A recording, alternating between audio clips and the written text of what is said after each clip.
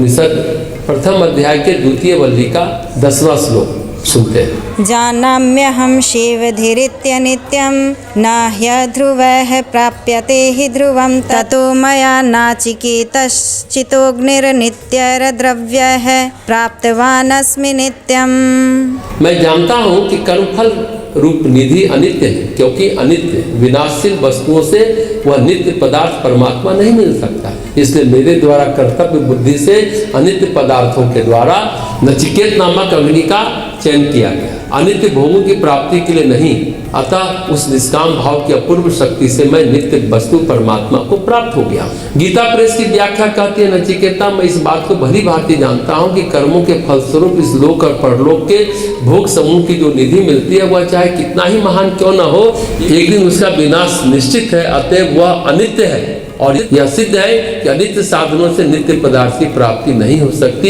इस रहस्य को जानकर ही मैंने नचिकेत अग्नि के चयनादि रूप से जो कुछ यज्ञादि कर्तव्य कर्म अनित्य वस्तुओं के द्वारा किए, सबके सब कामना और आसक्ति से रहित होकर केवल कर्तव्य बुद्धि से किए। इस निष्काम भाव की ही यह महिमा है कि अनित्य पदार्थों के द्वारा कर्तव्य पालन रूप ईश्वर पूजा करके मैंने नित्य सुख रूप परमात्मा को प्राप्त कर।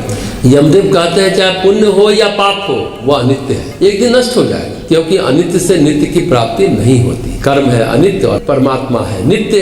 किसी भी कर्म से, किसी भी तप से, किसी भी अध्ययन अनुशासन से आप परमात्मा की प्राप्ति नहीं कर सकते। कर्मों की सीमा अधिकतम चित्त तक है। केवल निष्काम कर्म के द्वारा आप चित्त को शुद्ध कर सकते हैं। अगर कर्म नहीं कर सके तो साक्षी भाव से देखें, कोई प्रतिक्रिया न दें, सिर्फ कर्म को भोगते रहें, फिर चित्त अपने आप चला जाएगा। चित्त शुद्धि के लिए कर्म की आवश्यकता नहीं है। जितना कूड़ा कचरा भरा है प्रकृति उसे अपने आप निकाल देगी। बस धैर्य पूर्वक साक्षी भाव में रहना। धैर्य नहीं रहने पर चित्त अशांत रहता है। चित्त शुद्धि के लिए निष्काम कर्म आसान विधि है, वैसे चित्त शुद्धि के लिए साक्षी भाव में आ जाए तो अपने आप कर्म झड़ जाएगा।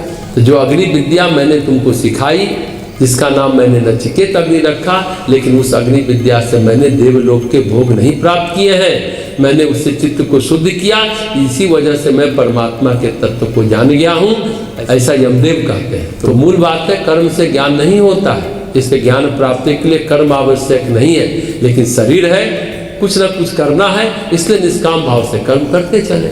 ध्यान रखना है निष्काम भाव का केवल शब्दों में ना हो, उसके अर्थ को समझ लिया जाए और उसे आचरण में उतार दिया जाए। स्वामी विवेकानंद ने लिखा है, जब रसगुल्ला खाना और गाली खाना एक जैसा लगने लगे तो समझे कि निष्काम भाव आ गया। जब गाली खाने में तुम्हें रसमलाई का आनंद आ जाए तो समझो कि निष्काम भाव सदा। इसलिए न सुगंध से विस्तृत हो, न दुर्गंध से विस्तृत हो। ये जानकर चले कि ये कुछ नहीं है, ये सब मिथ्या है, इसका कोई अर्थ नहीं है। जो कुछ सामने है वह भी निरर्थक है, दुख निरर्थक है, इस बात को तो सभी जानते हैं। सुख निरर्थक है, इस बात को कम लोग जानते हैं। देवलोक में 33 कोटि देवता है, इसका मतलब ये नहीं कि देवलोक में सिर्फ 33 कोटि ही लोग रहते हैं। बहुत आत्माएं रहती हैं, कुछ आत्माओं को कार्य मिला है, कुछ को नहीं मिला है। जिनको नहीं मिला है उसमें कुछ पुण्य आत्मा ऐसे हैं जो ध्यान करती हैं। जो देवलोक में ध्यान और तप में संलग्न रहता है, उन्हीं देव आत्माओं का चयन त्रिदेवों यानी उच्च स्तरीय देव शक्तियों के द्वारा किया जाता है और वे धरती पर विभूति बनकर पैदा होते हैं।